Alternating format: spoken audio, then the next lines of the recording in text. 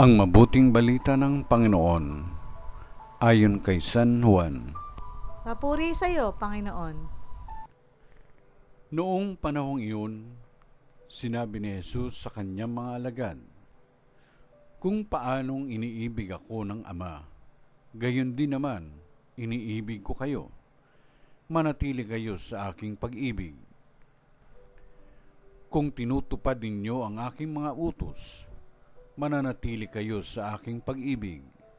Tulad ko, tinutupad ko ang mga utos ng aking Ama, at ako'y nananatili sa kanyang pag-ibig.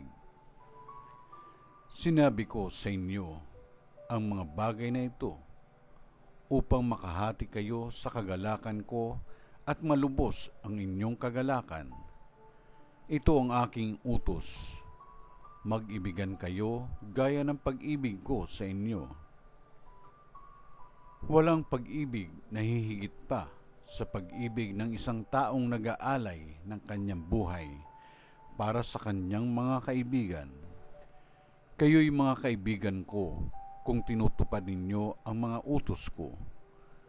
Hindi ko na kayo inaaring alipin, sapagkat hindi alam ng alipin ang ginagawa ng kanyang Panginoon.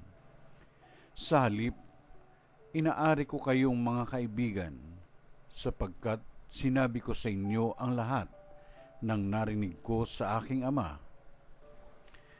Hindi kayo ang pumili sa akin. Ako ang pumili at humirang sa inyo upang kayo'y humayo at mamunga at manatili ang inyong bunga. Sa gayon, ang anumang hingi ninyo sa Ama sa aking pangalan ay ipagkakaloob sa inyo.